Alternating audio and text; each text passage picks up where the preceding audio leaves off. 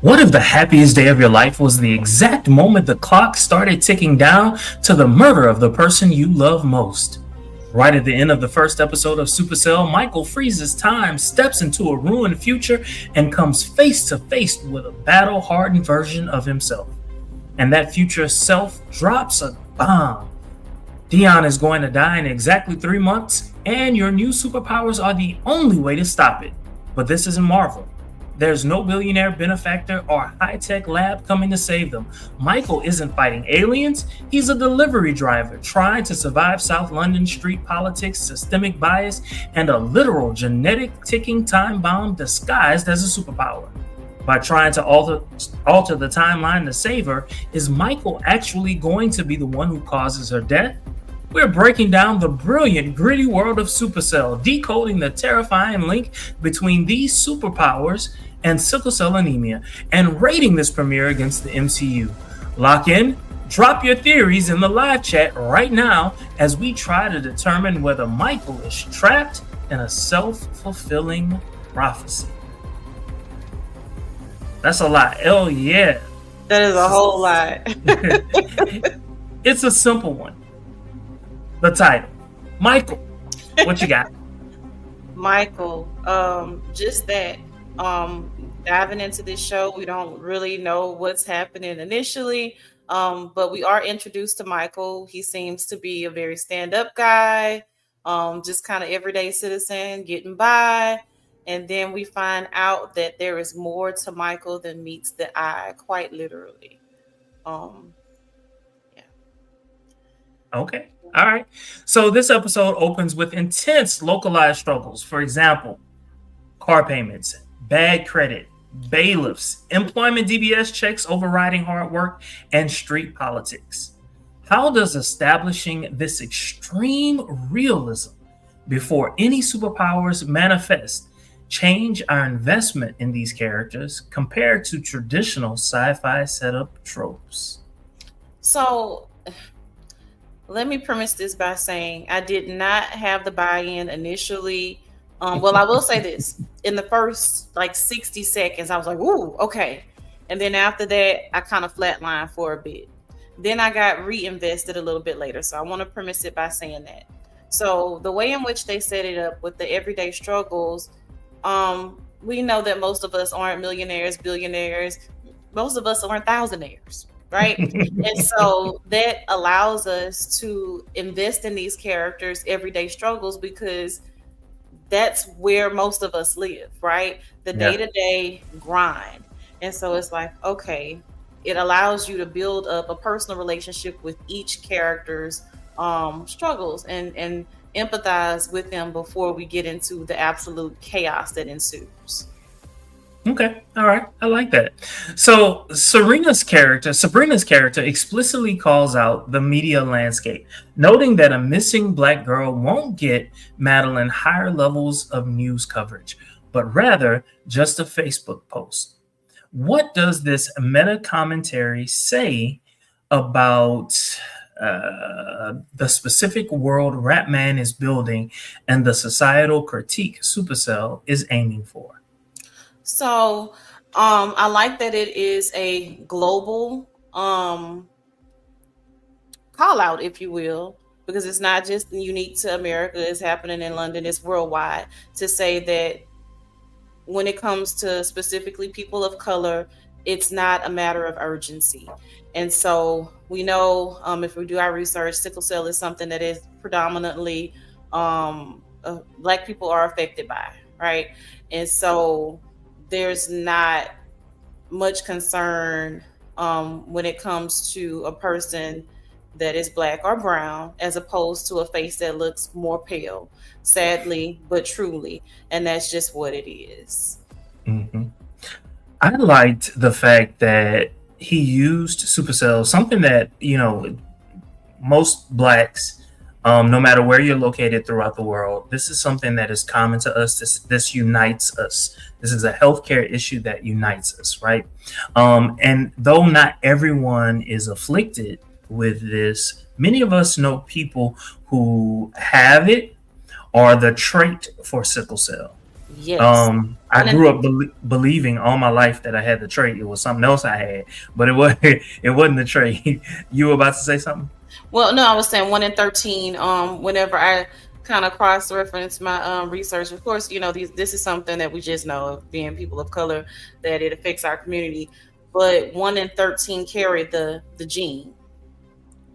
Is what I came across as far as statistics goes. But that's it. It's just me rambling. No. That's important. That's important because it kind of sets up why this show is important, right? All right, so let's dissect Michael. In the first episode, as we established earlier, the title of this particular episode is Michael. So let's dissect his particular character. So he is desperate to treat Dion, managing his overtime, and orchestrating a romantic proposal. Yet by the end of the episode, he discovers he can teleport, freeze time, and travel to a dark future. How do his core traits, let's see. How do his core traits, being a family-oriented, meticulous planner, clash with the chaotic, uncontrollable reality of suddenly holding the keys to the future? It's too much. It's absolutely too much. And so not only can he freeze time and do all that, but he also has the power of like premonition wrapped up in all of that as well. And so it's too much because essentially you have a savior complex, but at the same time you're also an average Joe as far as you know to this point. And so I really think it's overload for him. And so ultimately I feel like it having your plate that full will inevitably cause you to make some bad calls simply because you're just overrun. It's just too much. Does it speak to? I mean, because this particular episode, they talk about more than just Michael. They talk about some of the other characters as well. So it speaks to all the different levels of stress that many Black people have to deal with. What I was struck by, when I think of Great Britain, I never really thought of Blacks in Great Britain. I was thinking like, oh, they only have like 1% Black. But I quickly learned that We out here. Huh? We out here. Yeah. Does it speak to the level of stress that we all have, no matter where we're located? 100%. Globally, we've been screwed as a people. Let's just say that, like, seriously. And so 100%, you may have an accent, but I can assure you that I can put these 5 London people with these super abilities against, if you put it inside of America, we're going to have some similarities, even if you stripped away the superpowers. And by the way, just a quick aside, did this not give you a little bit of Crash / Sense8 minus the 6? Just a little bit of undertone. It wasn't overtone, but just a little bit. Like, it just reminded me of Sense8 just a little bit, just not, like I say, without the 6. It didn't have the 6 going on, but I don't know. I thought about Sense8 as I watched this show. I definitely did. I definitely did. You know what? I think I've only seen Crash once. But I get it. Like, I understand like why you say Crash, because it's talking about the all the different things, the dualities that people live. Especially like if you're Black, and the interconnectedness. Yes. I love the way you said that. Question: how do these deep-seated personal traumas act as a precursor to the emergence of their abilities? So, out of trauma brings either you rise into the occasion or a complete meltdown and crash out. And so you have, and I love the fact that there are 5 of them. Wish it would have been at least 2 women instead of just 1, but whatever, that's just me. But at any rate, I feel like that enables us to see the characters, one, as real, and not just saying, hey, we have these abilities, so we're superhuman and we're held to a higher standard. No, we're human. Mm. Human. And so to me, that sets the tone when you can understand the backstory and the why. And not saying that any of them are villains, but I'm one of those people that always resonates with the villains. Nobody ever believes me. It's like, oh, you're so nice, you're so sweet. I always resonate with the villains, or seemingly villains, because I don't feel like 90% of villains start off as villains.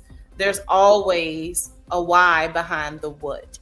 And so that helps to set the stage and the tone, if you will, for why these characters move the way that they move, out of desperation, out of, like you say, the trauma or what have you. So let me ask a question, just kind of piggybacking off of what you were talking about. Are these characters villains, anti-heroes, or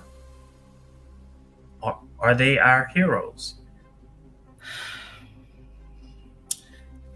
Not heroes in a traditional sense, so perhaps anti-hero adjacent. I don't know. That's kind of difficult to flesh out, because it's kind of boxed, because it depends on how you perceive these different titles, right? Hero, all I'm sorry, Self-sacrificing. yes, Heroes are self-sacrificing. self-sacrificed without expecting anything. No, I got bills to pay. I have this going on, without a specific agenda other than the intrinsic value of saving someone. So no, I wouldn't just say hero, because no, there is an agenda. There's 100% an agenda.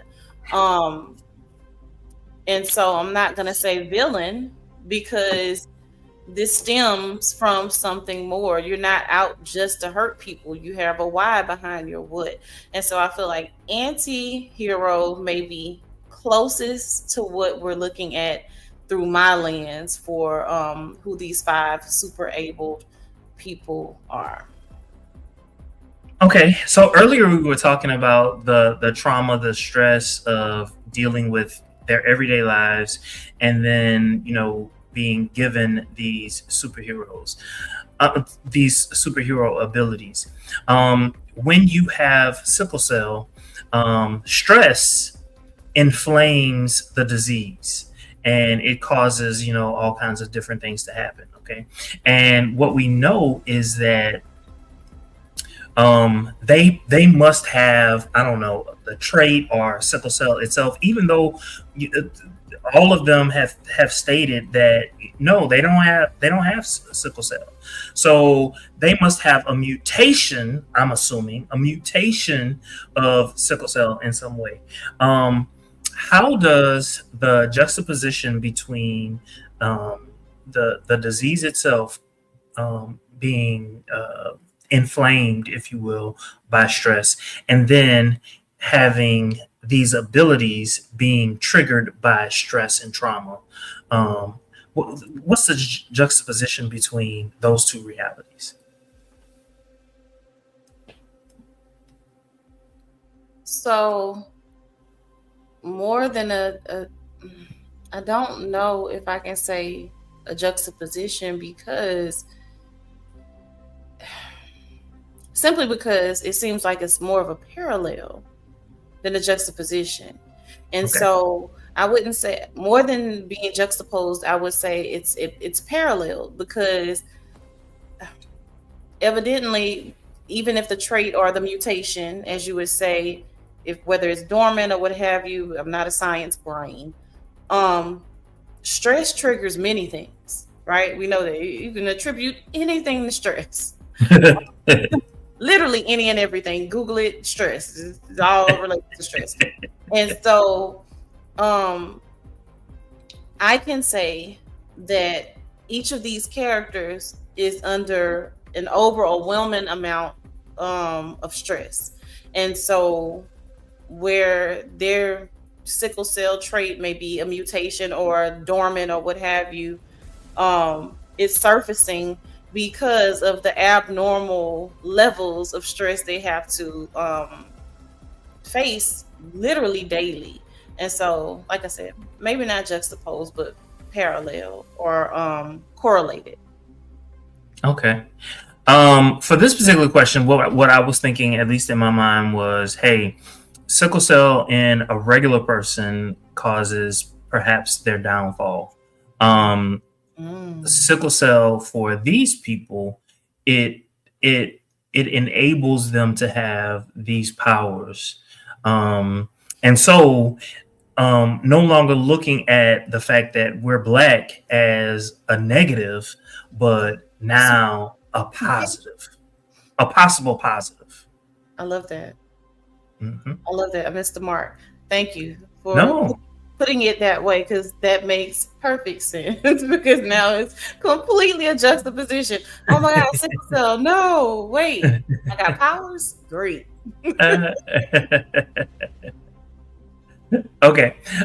Given that sickle cell anemia predominantly impacts people of African and Caribbean descent, how brilliant or risky is it from a narrative standpoint to turn a real world genetic health burden into the literal foundation for superhuman mutation? I feel like you literally just touched this with your explanation of the previous question. And so I love that. And so I feel like as a person of color or people of color, we often get the raw end of the deal, literally from everyone. And I do mean literally from everyone, even ourselves. So to take something that attacks people that look like us and turn it into a positive chef's kiss, love the writing, and appreciate that, because, you know, as opposed to sickle cell, we're going to call it Supercell. You're super abled. And so they're very intentional about the title. They're very intentional about how they develop these characters and the science behind it. And so it's really one of those celebratory moments. If you can delve into the world of science fantasy, I call it science fiction. I'm going to say science fantasy. Fantasize things like FaceTime, are derivatives of science fantasy. We can think about those things. Hey, hello, Jetsons. And they can really come to fruition. And I'm smiling because I'm super excited, because I think it was absolutely brilliant. We need more of these things. Come on, Black Mirror. Shows. Give it to us. Give it to us. Okay. How does its medical narrative tie into the historical treatment of the diaspora regarding healthcare access? Oh, first of all, the opening scene, right? The opening scene, the way in which people of color, in fact, I'm gonna say Black people, or ostracized and literally experimented on, Tuskegee, all the things that have happened to people that look like us, literally just being prodded and probed, those things in the name of science, and being just looked at as an experiment rather than a person.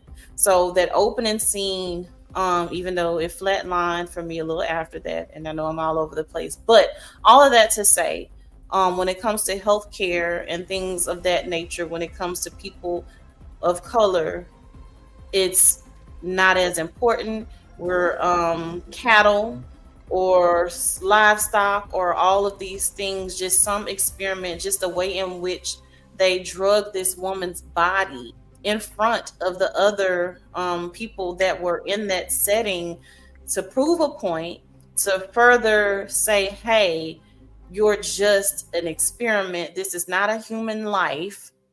Drove home a lot for me and resonated with, hey, like, we may throw science fiction or science fantasy in there, but this was the reality for our people on a larger scale. And even to this day, and I know there's been like a huge wave of people preferring to have someone look like them treat them, simply because oftentimes we're discarded or not heard, and the care is not up to par, simply because the bias that is there from some of those that are racist or prejudiced or whatever behind our people.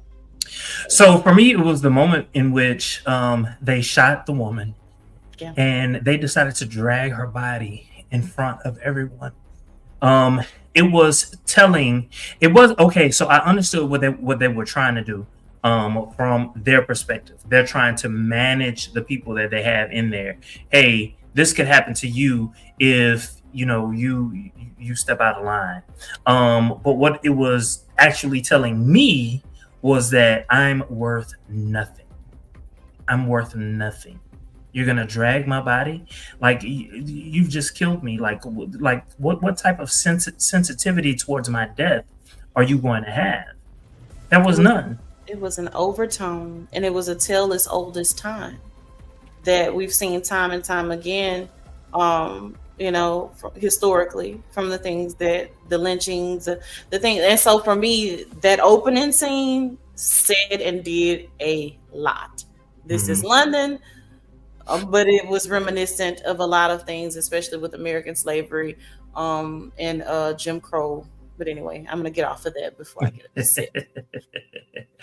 All right. So we've been talking a lot about Michael, and we've kind of veered into sickle cell and healthcare and all of that. But let's get to know some of our characters. Hey, Dre. Um, so Andre, what is it that we know about Andre just by looking at episode one? He broke. And why? Why is he broke? Now, so Andre has had some unfortunate, I'm gonna say that, life experiences to happen, but he does have a child that he is wanting to take care of. He's trying to get his life on the straight and narrow, but life is kind of beating up on Andre. And so I love that it's not so clean cut, that this is a person who has lived life, who has made mistakes, but he's trying to, you know, I don't want to say reinvent himself, but he's trying to improve his conditions, not just for himself, but for his child. And so early on, I 100% empathize with Andre because he wants to do the right thing. But hey, like when life spits in your face, it kind of gets harder and harder to do the right thing. And so I had fallen in love with Andre early on. So what I really loved about his particular character was, his hardships aside, I loved the relationship that he wanted to have and had with his son. I also appreciated the scene in which he was upset, he was stressed, so much so that he hit the bank machine. What do you call those things? I can't ATM. remember. Those ATM machines. It's been years since I've used one. That's how you know. Um, so he hit it, and the money comes out, and what we learn in a couple episodes later, maybe the next one, he didn't spend that money on himself so much. He spent that money on his son, and I found that real telling about his own personal character. All right, so Charlene, she's not part of the main cast, but she is the sister of Sabrina. What were your thoughts about Charlene? My bestie. She reminds me of one of my besties. And so, or the person that I feel like I can be for my friends. Charlene is no nonsense. She's a straight shooter when it comes to her family. It's either right or it's left. There is no middle ground. And so she is willing, when I say ride or die, are we riding? No, this is what was said. Okay, well, we pulling up. Come on, let's go. Yes. And so she's the big sister, she's the best friend, she's all the things wrapped up in one. She's a protector, and so I love that, and she's absolutely freaking gorgeous. I love this image that you picked. I am infatuated. Chef's kiss. Love her, love her, love her. What I loved about this particular character was the fact that she's not the older sister; she's a younger sister. Um, I saw the difference between the dynamics between the two. So Sabrina, the older sister, she's responsible, she's a nurse, the way in which she handles herself. Charlene, who is younger, she's a bit of a wild child, less responsible. I mean, she doesn't even cook. She orders her food. Like, what she say? Uber Eats? Like, why would yes. I? Why would I even bother about food when I go Uber Eats? That's what I loved about it. I especially loved when she was like, "What? He stood you up, girl? Come on, let's go." You going over there? Don't worry. Yeah, Taser. Taser. Okay, what a name. I empathize with Taser a lot, but Taser is like caught up in some gang stuff. I think partially because of he just kind of needs that other community outside of what's going on, but at his core, good guy, just trying to figure it out. Crappy start in life, um, and so literally just a victim of circumstance, if you will, and youthful. So, um, provided the right direction, has a chance to turn it around. So in the I don't know late 80s and 90s, we would have called him a gangbanger, Hmm. right? At the beginning, we see that he gets stabbed, right? Do you think they were trying to, I don't know, soften him up for us, the viewers, instead of having a negative connotation immediately thrust upon him? I love your use of the word thrust. And so I would say that tracks because allowing him to get stabbed, having him placed in the hospital, having his friends visit him, that gives him a little bit more vulnerability. Then we get to see just a tiny peek into, in at least in this episode, of his backstory. So I do think that was intentional to make it a little bit more palatable, but at the same time, the way in which he put himself in harm's way and not having his friends really come to his aid, because it was really like a suicide mission. Y'all were outnumbered, spoke to his either recklessness or him being brave.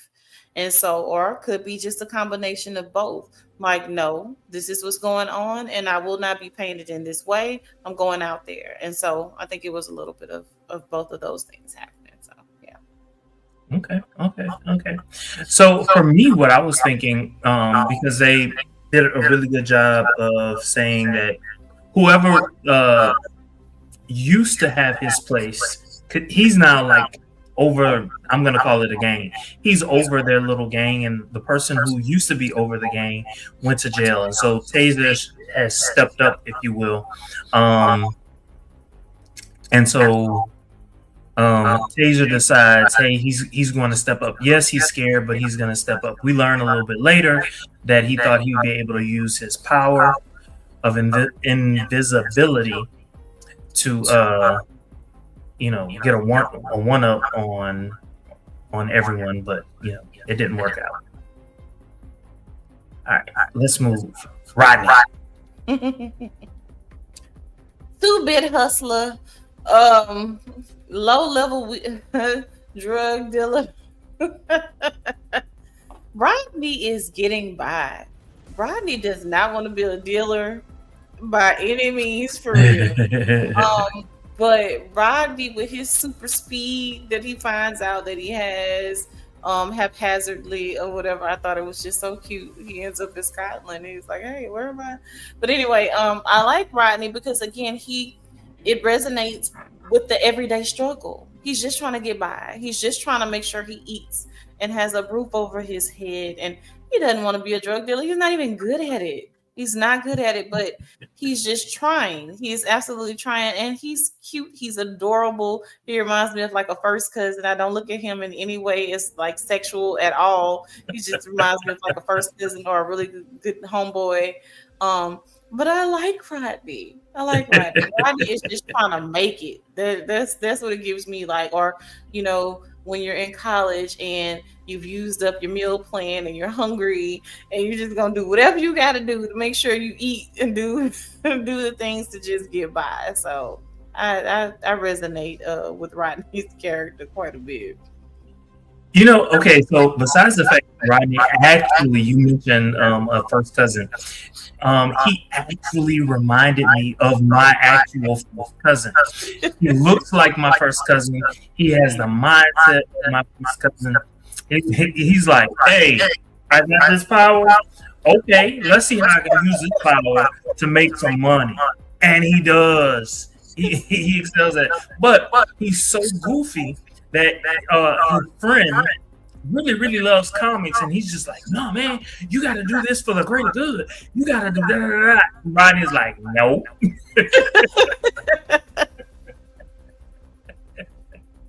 That's why I love Rodney. So, Sabrina, we kind of talked about her earlier. What are your thoughts about her? Sabrina want to be in her soft girl era so bad. And Sabrina is getting her nursing on. She is genuinely a sweetheart, trying to find her beau that, will work with what she has going on in life. And she's just again trying to be in her soft girl era and do her nursing stuff and just go on. But she's with a freaking low life deadbeat 2-timing skeezer. And so she's more powerful than she realizes. And so with her, I'm glad that she has her sister that has her back. But I absolutely love Sabrina because it's like, she's non-threatening on the surface, right? But it's the epitome of, I'm not no killer, but don't push me. Do not. Do not. You won't like me when I'm angry, the Hulk, all the things. And so I love, love, love Sabrina. And she's just like a kind-hearted, good-natured person, but just don't F with me. Don't. So what I loved about her character is how much she reminded me of Storm. I don't know if you're familiar with Storm. Excuse me? That was my alias for a while. Okay. Storm. Then it changed to Storm Shadow. It was the whole phase. It really was. But I was obsessed with Storm from X-Men. So yes, please continue that. So she reminded me of Storm a whole lot. But she did annoy me. Okay, you're giving me Corey T vibes. Please continue. No, it was just like a couple of things that she did. It was like number one, she was what's the best way of saying it? Like she was very reluctant to number one believe in her powers, number two use her powers. It wasn't until her sister was being put in harm's way that she okay, all right, this is what it is. It also annoyed me when she wanted to turn herself in. I understood why she wanted to turn herself in. I just didn't like the fact that she wanted to turn herself in.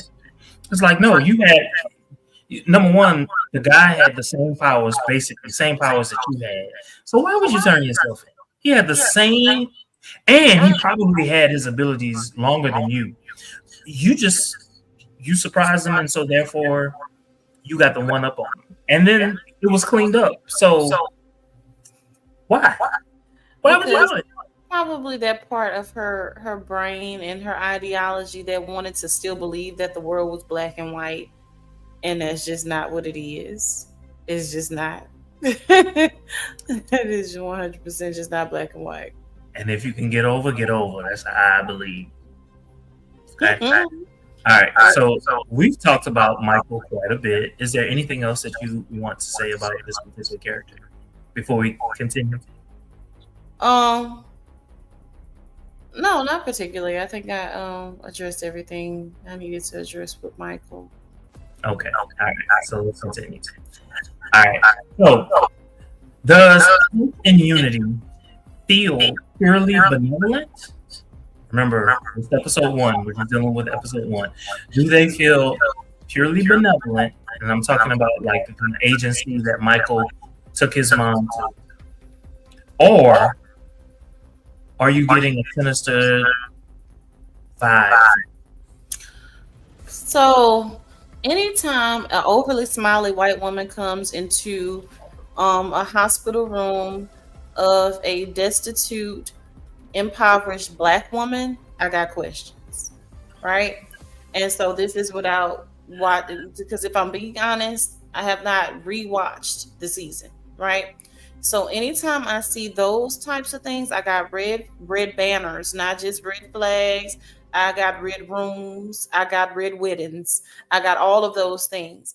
And so when I see those dynamics play out, I know that there is something foreshadowing, there is something underhanded, there is something that is not benevolent, there is something that you stand to gain significantly more than whatever bottom feeder level that could potentially be beneficial to me. So, to answer your question in a more concise way, benevolence has nothing to do with it. You went from Jack Nicholson to. I mean, you look at that. I love it. I love it. I love it. I love it. All right. So, next question. The Supercell's approach to powers outclass the modern Hollywood superhero blockbusters. Does it Dion. so does it outclass it? Mm-hmm.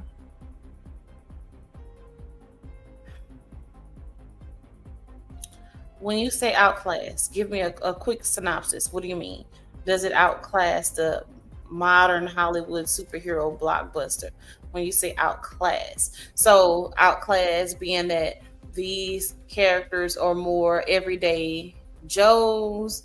They don't have Tony Stark's money or anything like that. When you say outclass, you literally just mean like socioeconomic status. So, for instance, with what is it? Not Superman, Spider-Man.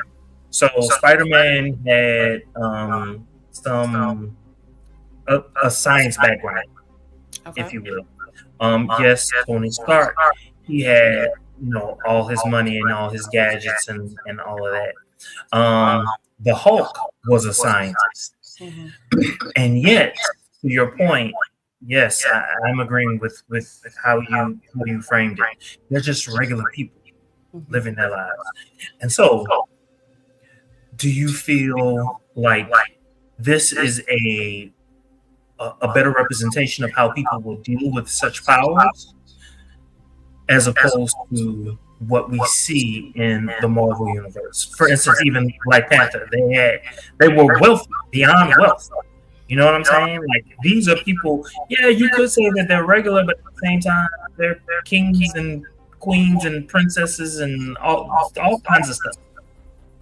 So I'm gonna say yes. This 100% deviates from what we see in your blockbuster traditional heroes, simply because this is your average everyday person. But not only that, people of color.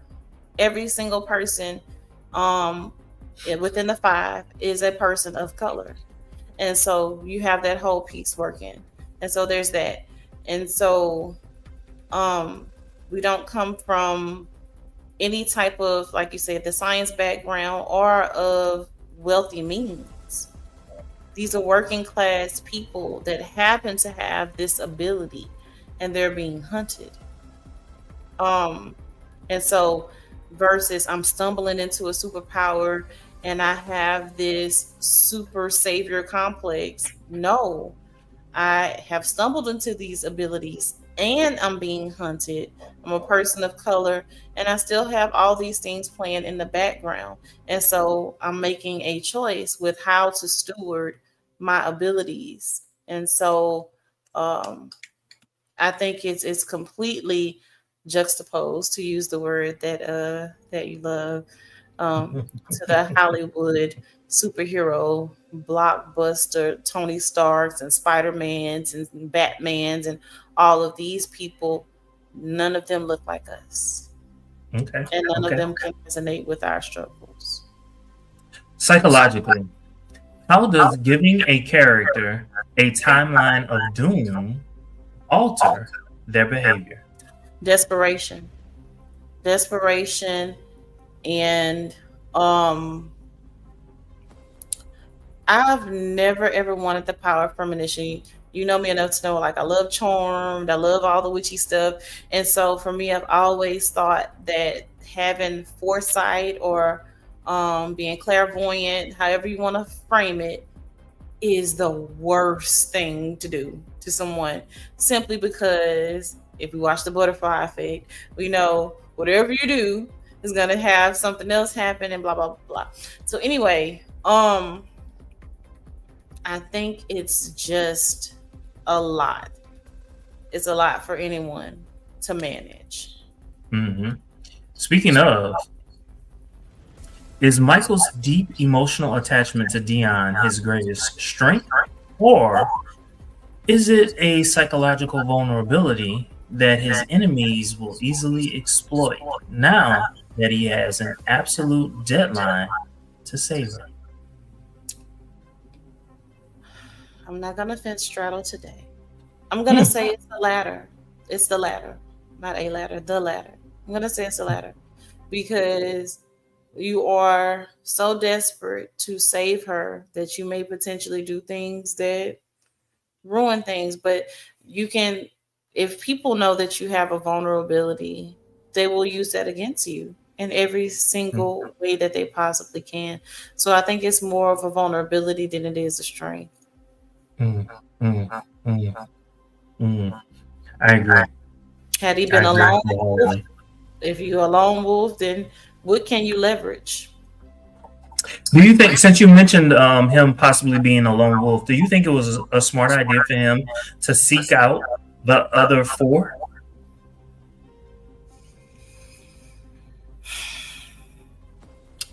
I'm going to say yes. Whereas he is a good guy, he's not that emotionally invested in them for real.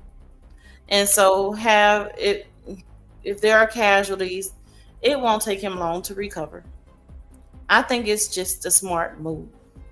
It's a smart move. There are power in numbers, and you don't know how deep the rabbit hole is at this point.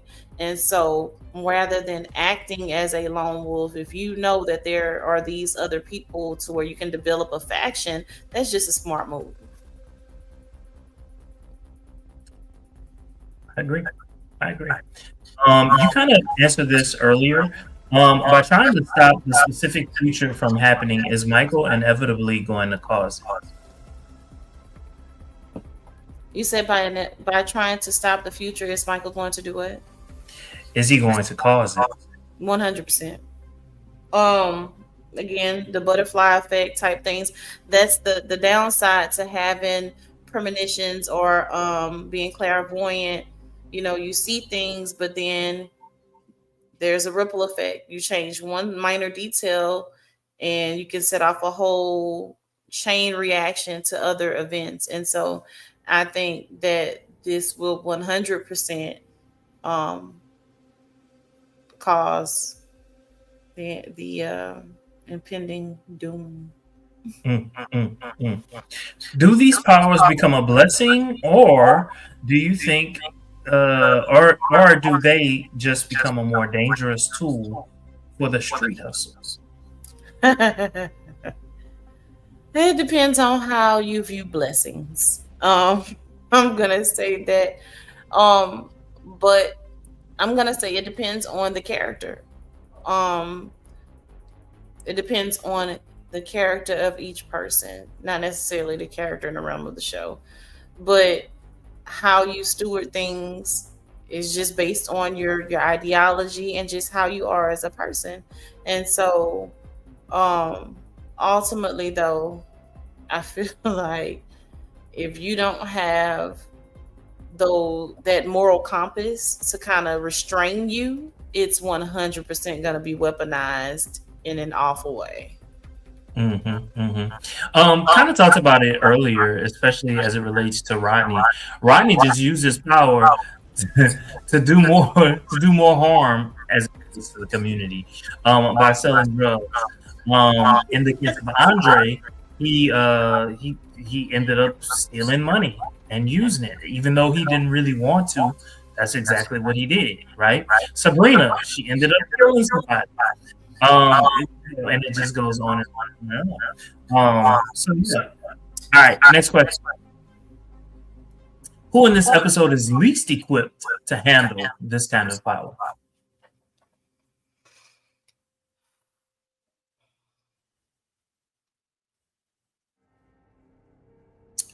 I'm gonna pick on the youngest, Taser.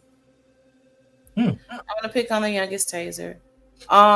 Simply because you're young, you're inexperienced, you're you have gotten into the life, as far as like being in the streets, things like that.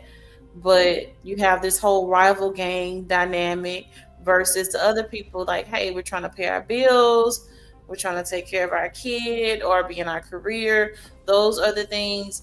You have the trauma of not having a parent there and then just trying to get by and whatever other gaps that you're trying to fill in your life, and you are just immature because you're young.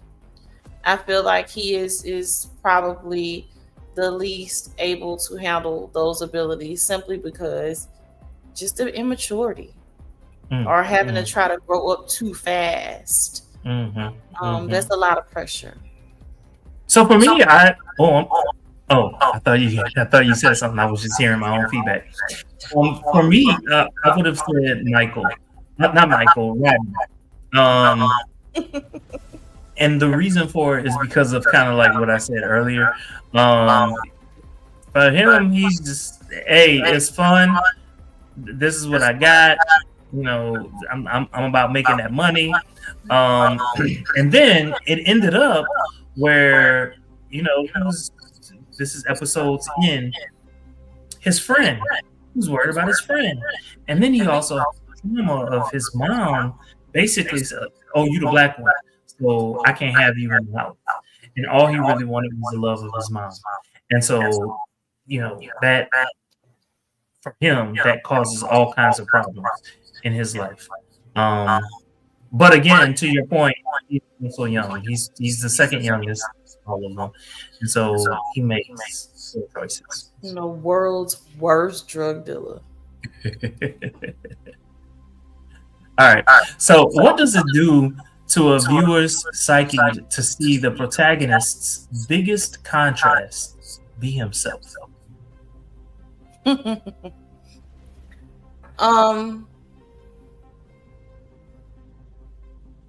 So as a viewer, it forces you to think a little bit deeper, right? So you can go surface level. Okay, we're trying to get from point A to point B. This is what I want.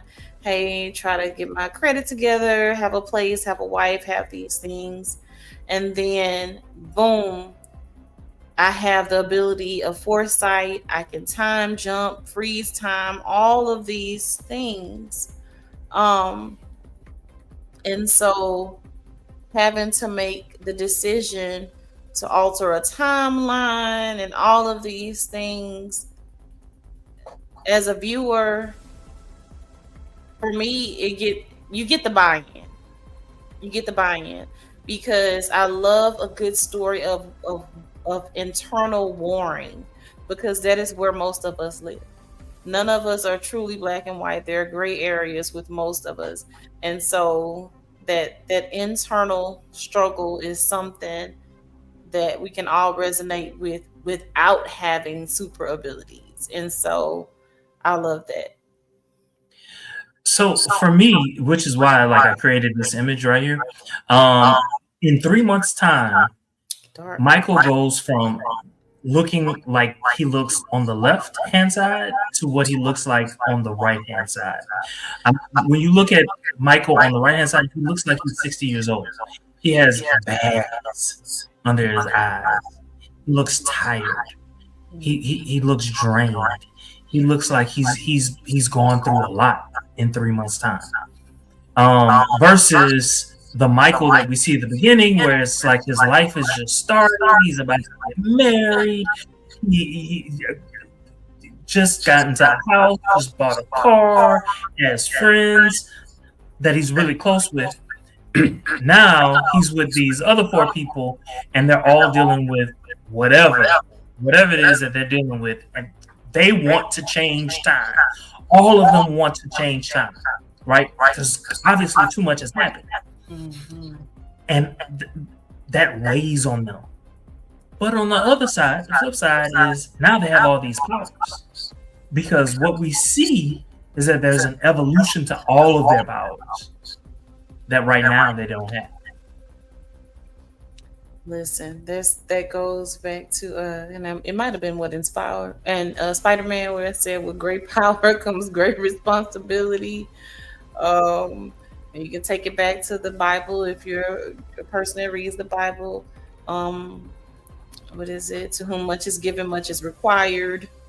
We could go on and on, but 100% he does. You can see the difference in how he looks. It's very, very, very clear.